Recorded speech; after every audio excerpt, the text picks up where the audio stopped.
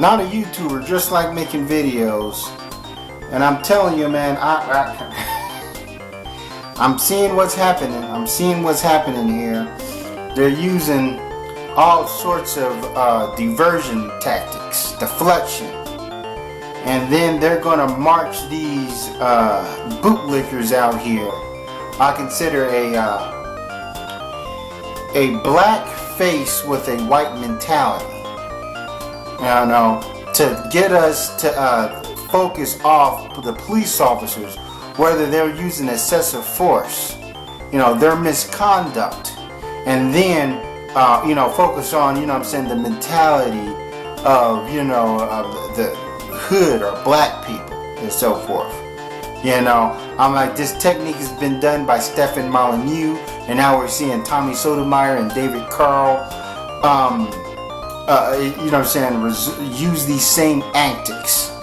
Okay, let's, you know what I'm saying, whether the police officer was right and wrong, you know, we're going to stray away from that, and then we're going to talk about the looting, you know, and so forth. We're going to stand in judgment of people. The majority of the protest around this country has been peaceful, well-organized protests. Now, and of course, the bootlickers, they're gonna zero in, you know, on those riffraffs and those ruffians. But of course, you can't expect anything less from these guys. Now, I watched Tommy Sotomayor's video. He published on November 25th, which was, I forgot the name of the comment. Basically, it was Mike Brown's ghetto mom and father.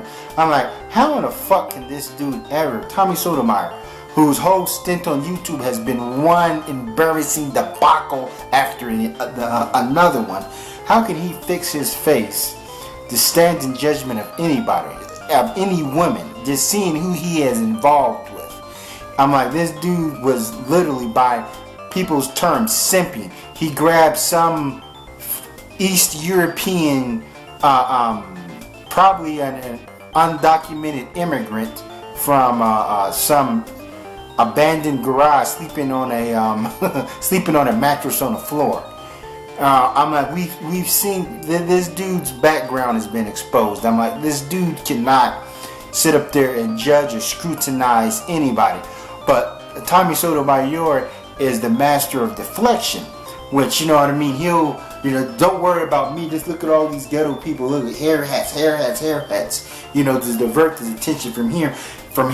And people actually think that, you know, Tommy's gonna save us or whatever, or help black people out through the white man's YouTube.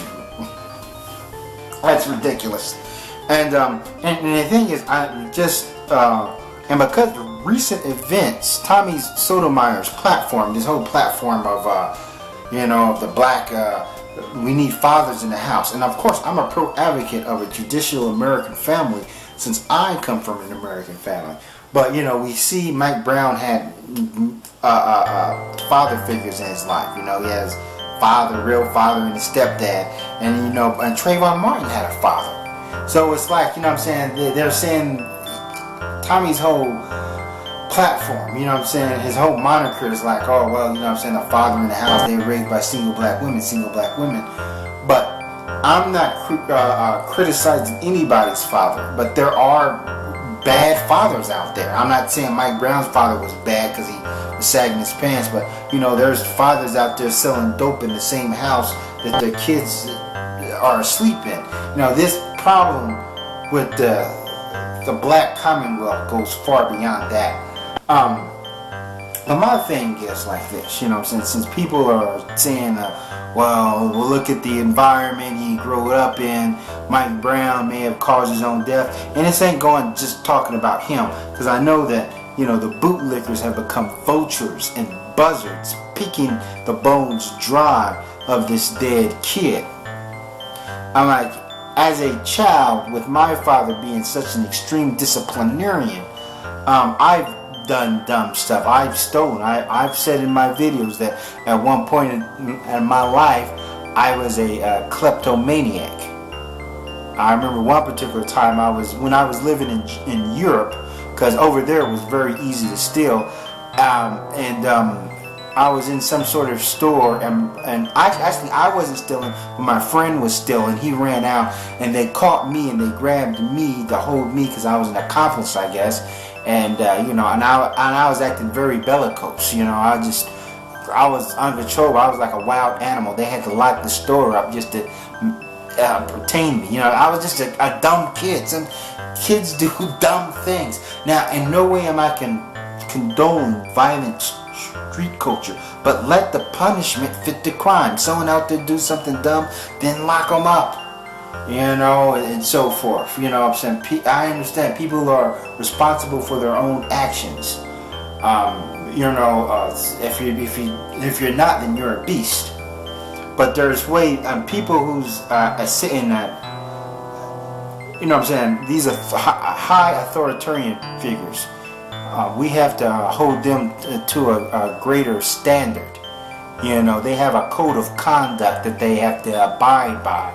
Doesn't matter what you're dealing with. I understand when people put on that uniform and they deal with the public, they're dealing with all types of scourge.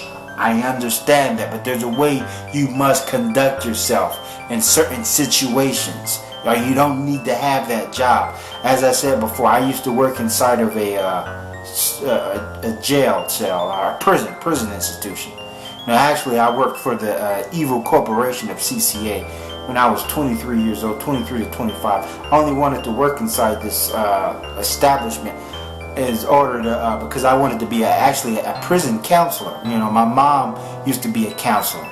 You know, she was a counselor when she got out of high school because she took some sort of college course. But they told me in order for me to get this position, I had to have 2 years as a CEO, as a key turner. But I wasn't there long enough for that, you know what I'm saying, for me to take advantage of that opportunity. I just, you know, got fed up with it. But I knew that when I went to work, you know what I'm saying, I'm going to be dealing with all sorts of degenerates. I can't sit up there and worry about I have to conduct myself a certain way. I can't just sit up there and say, oh, look at these guys. You know what I'm saying? They had bad parents. You know what I'm saying? They come from piss poor environments. You know what I'm saying? That's beyond the point.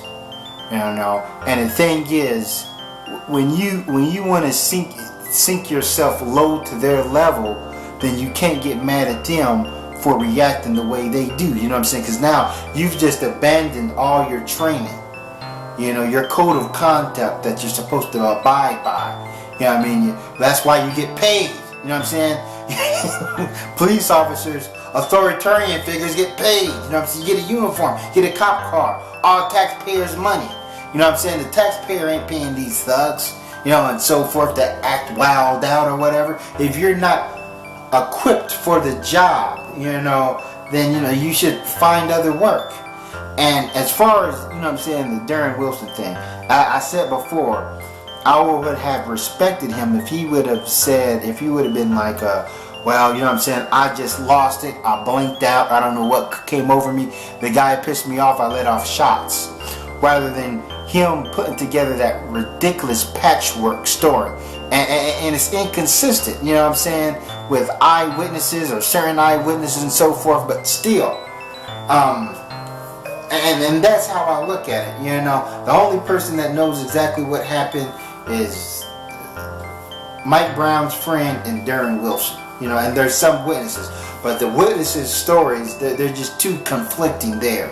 You know, I'm like, it was a whole bad ordeal, and then the way they got him off, and I don't even feel like going into it. But of course, right now, we have to assassinate the characters of these. We have to assassinate the victim's character. You know, and then we have to detract attention from, you know what I'm saying, the police officers or all these other guys, you know what I'm saying, the whole entire system, and then put it on, you know what I'm saying, the poor people. Look at how these people are acting. Look at their vocabulary. Look at their education. And I look at it like this. I said this before about America. Let's look at America, you know, the country, how it started. You know what I'm saying? What are America's ethics?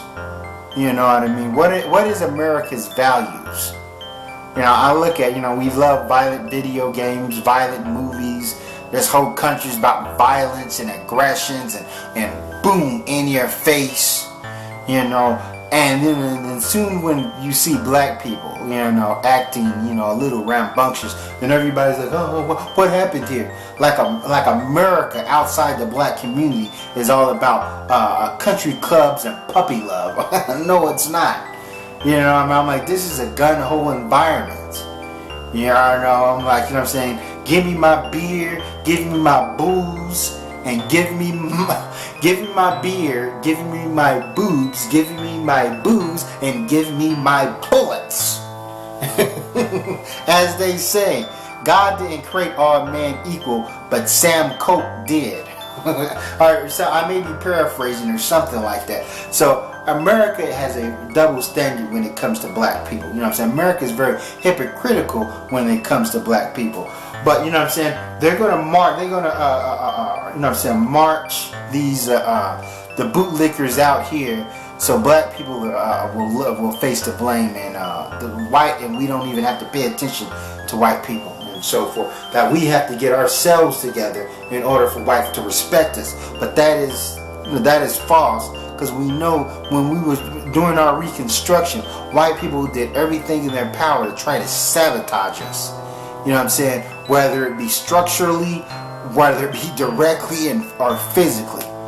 You know, whether they used programs to try to disorientate the black family, or they'll just go in there and just take the black man by force and lock him up or hang him and so forth. So there was a time when black people wanted to play fair, and then now, because I tell you this, I feel like this whole degenerate ghetto culture, sagging pants and so forth, their high crime rate, that these black thugs are the Frankensteins, that's Frankenstein with apostrophe S, Frankenstein's monsters of white supremacy. You know, and I'm working on another video talk about, are black people looked at as terrorists in this country? And there's nothing you can do to satisfy white people. Nothing. Unless you can change your whole entire biological makeup. You know, I'm like, no, white people are definitely afraid of us. Even going back into, you know what I'm saying, there are mythos about, you know, the great white hunter in Africa, and he's being boiled in a pot by savages with bones through their nose. Now, it's about light and dark. It's deeper, you know what I'm saying? You're not going to get the answers from a fucking YouTube video, you know what I mean? This is psychological warfare. And trust me, in the next slew of videos I'm coming out, I'm going to really break things down. It's, you know what I'm saying? There's positive prospects for this channel if you're willing to go through the durations, because, you know, I like to get real deep, you know, the macrocosmic thinker. But yeah, we can't allow ourselves to be distracted or to divert our attention, you know what I'm saying? Because that's what these guys are here for. You know what I'm saying? Tommy Sotomayor, David Curl, they're trying to throw a fucking wrench in the game, and I see it. And I'm going to use these guys as examples. I understand that there's dudes like Larry Elder and Kevin Jackson doing the same thing, but that's what's happening here, you know what I'm saying? We can't run astray. You know, we can't let these guys take us off track. Alright, thanks for watching, and salute forth.